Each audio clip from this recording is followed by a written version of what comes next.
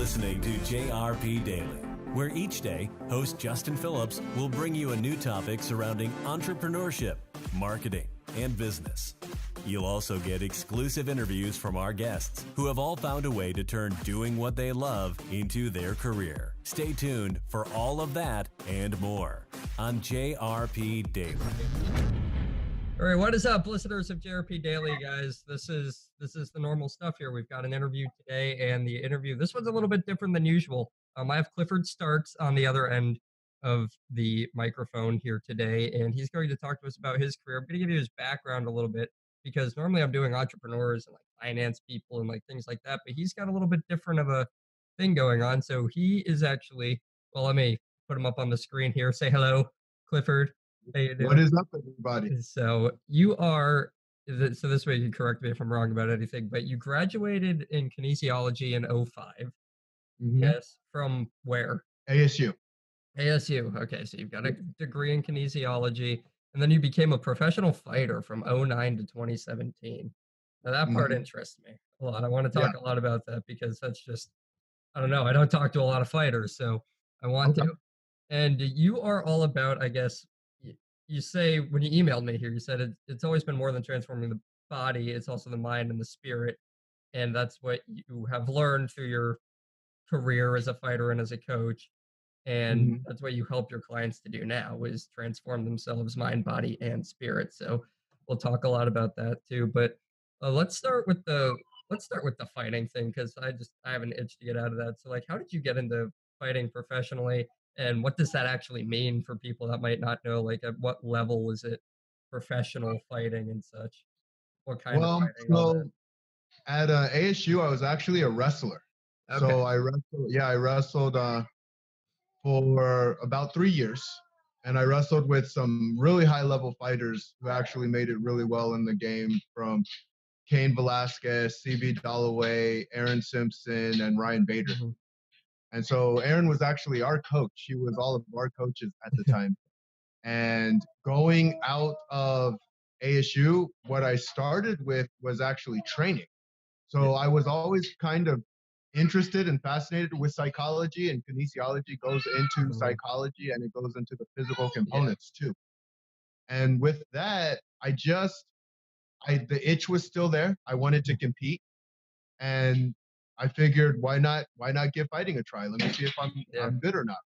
Yeah. And luckily, I ended up being good at it. I guess that is good. So what's all involved in it? Like, what kind of fighting are we talking about here? Is it like an MMA style thing? I don't know much about fighting, so you're going to be getting all kinds of these questions. But, okay, that's fine. So mixed martial arts. Yeah. And it's learning all of the crafts and being sharp on all of your crafts.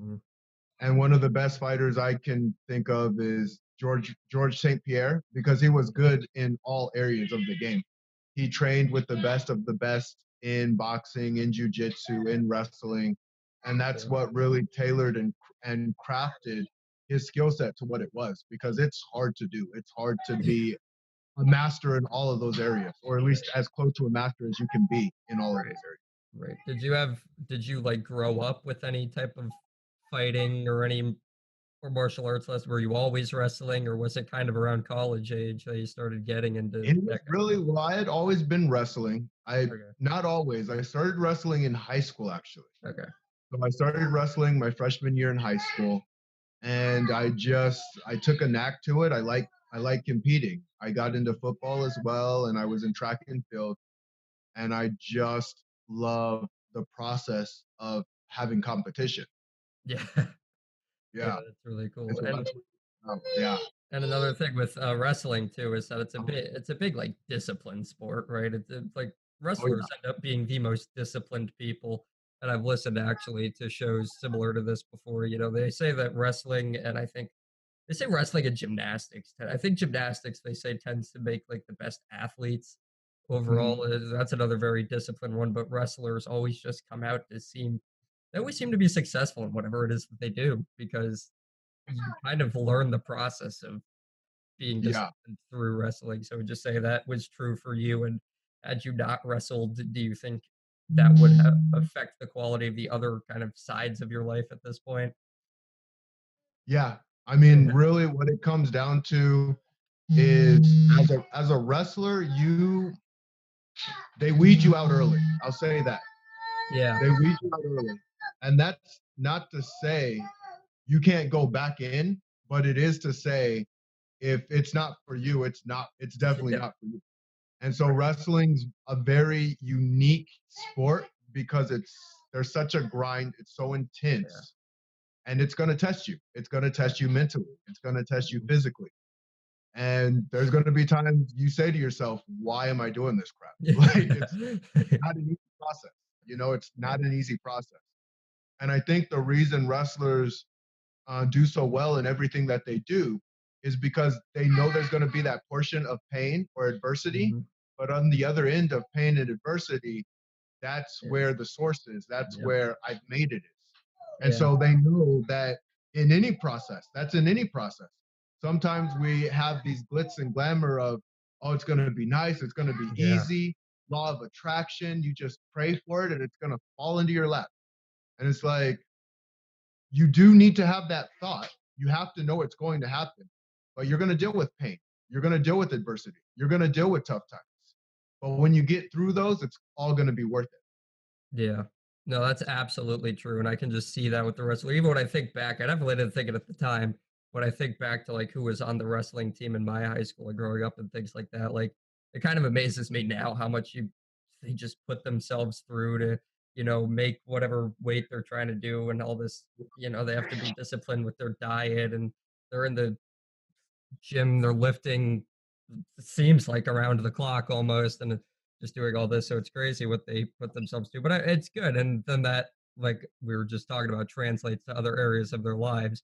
So that's very good. And I like that you bring up too that it's good for your mental toughness just as well as your or mental fitness, let's say, just as well as your physical fitness. So that's a good thing to talk about. So you go from high school wrestler and then like straight into school. Were there any blips, anything like that in between, or just did you go straight to Arizona No. State and then? Well, I went to Mesa Community for a couple years. Okay. Just to get some of my associate degree finished. Okay. So I figured, it's going to be cheaper to do it that route. Yeah. And I went from there to ASU after that. Right. And was it always like, was the plan always kinesiology, or did you switch that a couple times around in there, or did you just go straight through? It was kinesiology because I started off as a fat kid actually. And so when I ended up losing the weight and taking it really seriously, my dad would not stop pressuring me on, what do you want to do? What are you going to do? So it was something that I was thinking about in the back of my head when I was in high school. And so it got clearer and clearer the more that I thought about it. And then I figured, you know what? Why not do kinesiology, go into a world that is interesting to me? Yeah.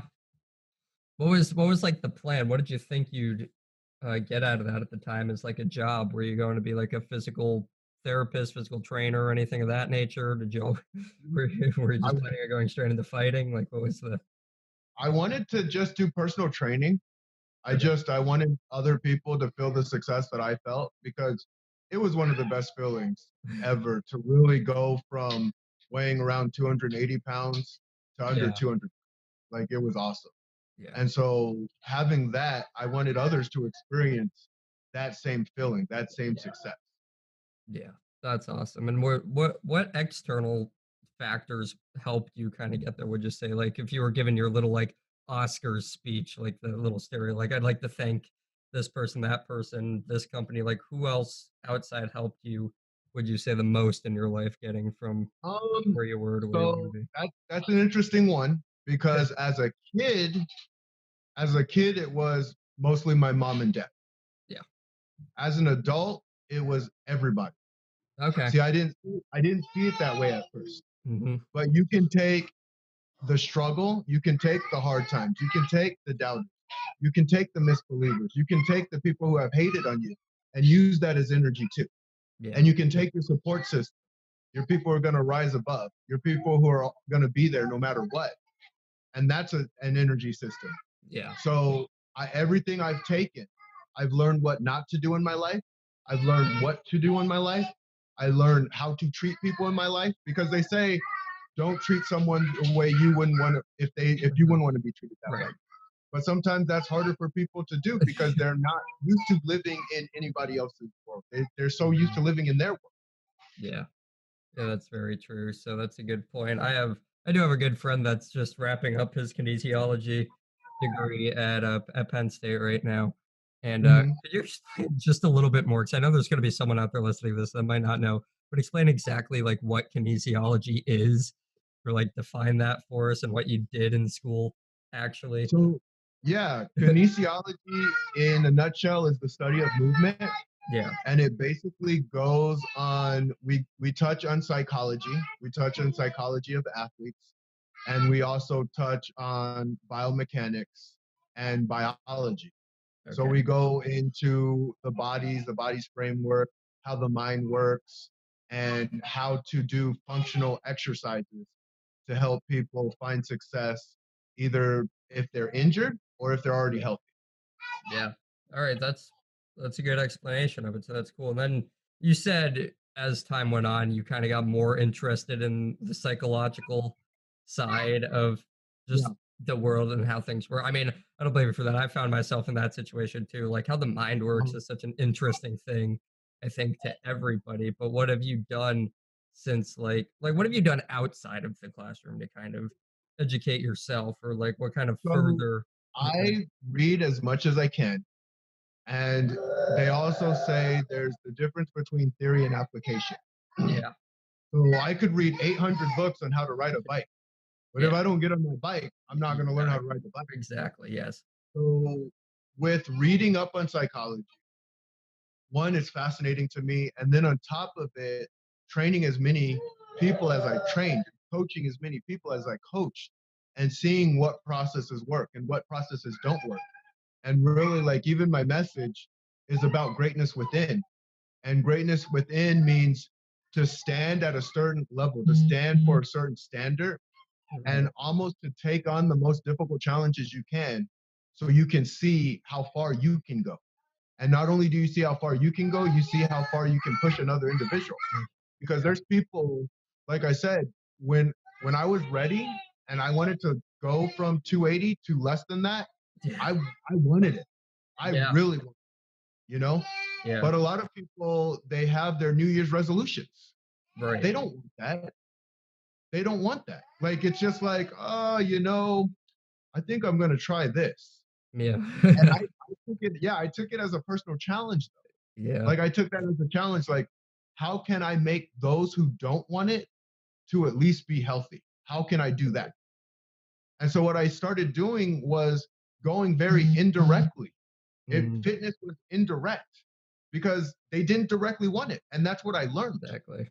So that's a process that I had to personally go through, because I thought everyone wanted what I wanted. That wasn't true. They want they have their own desires. They have their own reasons for what they want. They have their own whys. They have their own purposes. And when I figure those out, that's when they start moving in alignment in all areas, not just on the mental area, but on the physical area, on the spiritual area. That's where everything starts coming in alignment. Right. So how important would you say it is? Because it's something I like to bring up a lot too, but you're a good example to show that, like, in order to help a lot of people, in order to get other people kind of on board with what you're doing and things like that, is like, you have to be able to work on yourself. And I think that's actually a big piece of something that's missing in a lot of people's heads right now.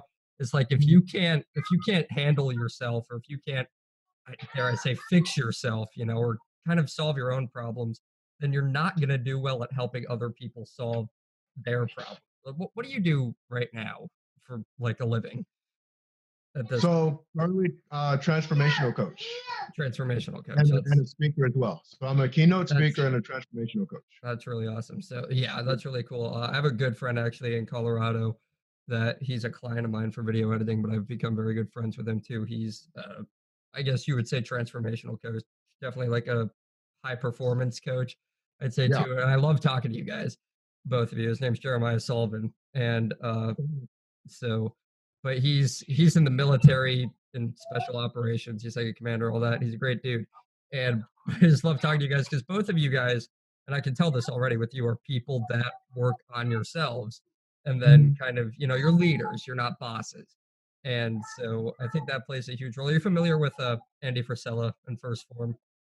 I just wanted I'm to not. mention that because, I okay. will check it out though. Yeah. Andy Frisella has arguably the best business podcast probably on the charts, and his Okay. company is he's an entrepreneur. His company's First Form, which is just this massive supplement company now too, and fitness company, and he does all these cool great things, and he has a thing called the 75 hard challenge.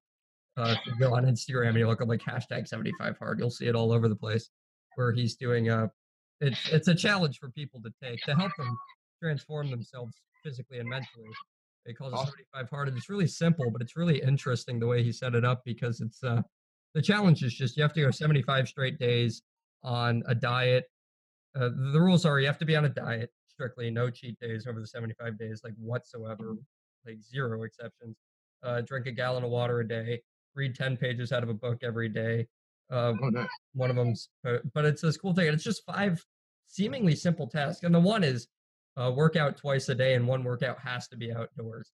And I think it's very interesting the way he formulated that challenge at all. But I mean, you could go look at that on your own time. But I've been fortunate enough to have him on this podcast before too, and talk about things like that. But yeah, it's really cool. And I really like guys that just take things to the next level, like yourself, and like him, and like Jeremiah, like I just said. So that's why I keep interviewing all of you on here. But yeah, that's all really cool. So what advice do you have to anyone that just might be what advice do you have for skeptics? Like, do you ever run across skeptics that just think, or just kind of pass off the idea that they can get themselves into better shape, or that just aren't quite like seeing it, like they're kind of at that point where they're like, I'd like to get into better shape, but they just can't get themselves kind of over that edge of actually It doing the work to put in it. some skeptics are tough because they're so used to living in their world. Their world is correct. So Right. I there's nothing that I can say to change that. Yeah. And if that's the way they want to see the world, Yeah. they will create their reality. Yeah. Like my whole thing is take responsibility on your reality. Mm-hmm. And the second you take responsibility on it, it's up to you. Yeah. Nobody else. No one else can do it for you. You could have the greatest coach on the planet, but if you're not going to follow direction, Yeah. it's like, Yeah, that's it's just not going to happen. So if I'm dealing with a person who's that skeptic, I'll just tell them that they're right and they've yeah. created their reality. Yeah. I think you've got a great point there. I read in a book the other day too, about motivation. This kind of misconception about motivation is that we can't actually motivate anyone that might be, or anyone really. I can't motivate you. You can't motivate people. Motivation comes from within yourself, is at least Yeah. what I believe. We can suggest what you do. We could try to like inspire you to some degree, but we really can't motivate other people. That you have to take that upon yourself at some point or another. And whether that's, getting your grades up in school, or whether that's losing weight, or whether doing whatever it is you try to do, it is ultimately at the end of the day, it's up to a person to motivate themselves and get themselves. But what would you say? What is your when you're booking? When you're trying to acquire clients, what is the part that you think, like, why do people need you? How do you sell your coaching service? Is basically what I'm saying. Like, what do you do to help others? Yeah, it really comes down to what that individual wants. And so I've dealt with people who have drug addiction. I have dealt with people who are unfortunately sexually assaulted. Though that was a tough case. I've dealt with people trying to lose weight. I have dealt with high performers wanting to get to that next level. Yeah. Because one of the things is knowing like where are you at and where do you want to be. And even if you're functioning at a 10, you have to maintain that 10. Yes. And that could be from the people you surround yourself with or with a coach who's going to take you to maintain that 10 level. Because that's the other thing. I'll tell you, we would go up this mountain, right? It's called a mountain, and it's a nightmare. And we would do sprints up this mountain. There is no one person who can do anything by themselves. You cannot do any and all things by yourself. And when you have a team who is pushing you, who is driving you, who is making you go when you don't want to go, who is pushing you to a level that you didn't even know you had in you. Yeah. That's what a coach really does. Yeah. And there, you know what I mean? There's Yeah. times when life gets tough, and maybe most of the days you're that mentally strong individual who can just find a way to will themselves. Yeah. But that takes practice. Yeah. And they're rare. They're very rare. Yeah. There's not many out there. I've been around a lot of people, and to say I can just push myself into whatever I need to, some can, some not so much. Hey. Going on. Yes, that's awesome. So would you say that as a coach, more so, obviously not your whole job, I'm not saying that, but your job is more so to help people realize it's like an awareness to their full potential, right? Yeah. As opposed to actually making them, you're not necessarily making them any a better person or anything like that. I mean, you are, but by the means of kind of just making them aware of what they could be doing. Like you're saying, this is So possible, and yes, it's the awareness, it's the action within the awareness, it's it's a combination. Go ahead, take it, son. It's a combination of a lot of different things. So yes, it's when you're aware of something. yeah, Awareness is only the first part of it, though. yeah, Now it's like, okay, what are you going to do now that you're aware of it? And then you have to do the steps, because that would be like saying if you could only do 25 push-ups right, and you wanted to learn how to do 100 push-ups, I could write the plan down on how to do it. But if you're not going to implement the steps, right, it doesn't happen. It's just yeah, not going down that way. right, yeah, And to practice this kind of technique, you have to go all in on yourself. yeah, It's like what you're doing when you get a coach is you essentially investing in you. That's what it comes down to. And people get their oil changes on a regular basis. People make sure their houses are painted. People yeah. do all of those things. But when it comes down to investing in you, how much are you investing in yourself? Yeah, that makes sense. So would do you run into that problem like ever where people do kind of just expect that like, hey, I got a coach, so that means I'm gonna start seeing results and that they don't really put in, they don't hold Yes, their end of the bargain. yes, I have. I Alright. go, so I go 100% in on people. Okay. And the cool thing I've always had work for me is since I do go 100% in on people, Mhm. they've never taken it and said, Cliff, it's your fault. Right. Because they know the truth of it. They Right. know deep down inside, they know the truth. Yes. And so when you put in 100% and you expect 100% back, sometimes it just doesn't happen that way.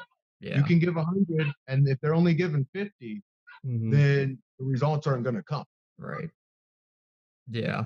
So yeah, guys listening to this or watching this, whatever you're doing, put in 100%.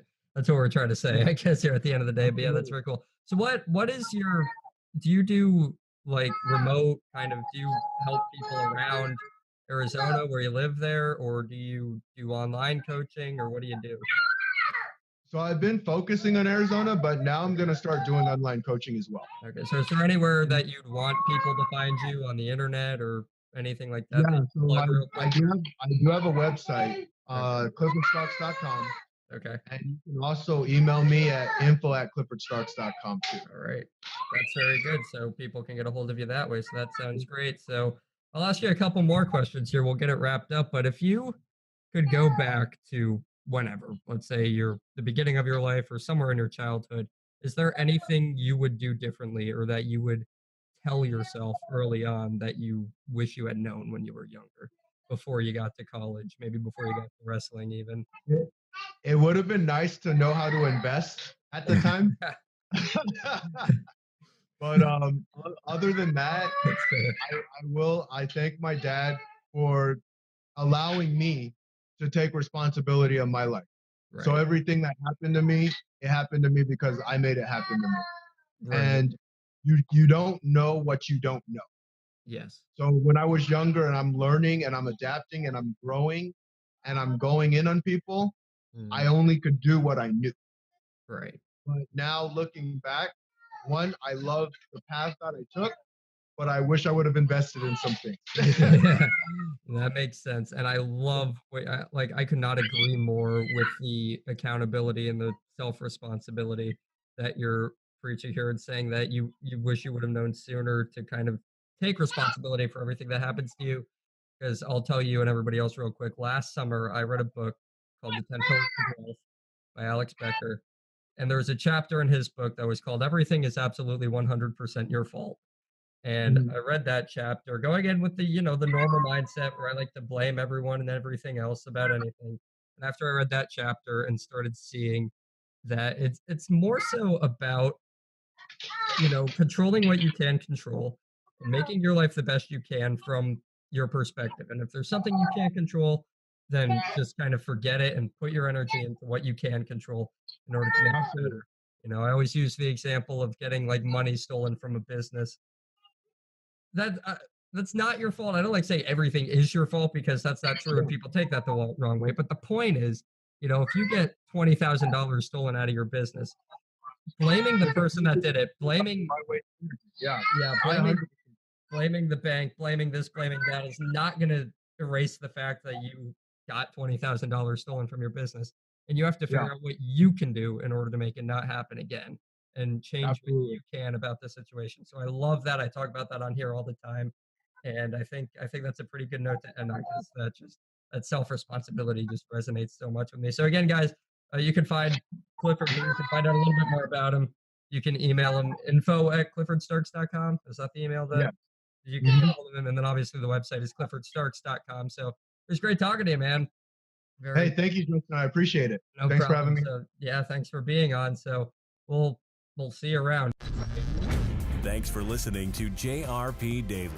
If you enjoyed this episode, be sure to subscribe to this podcast and leave us a review so we can continue to come out with new episodes every day.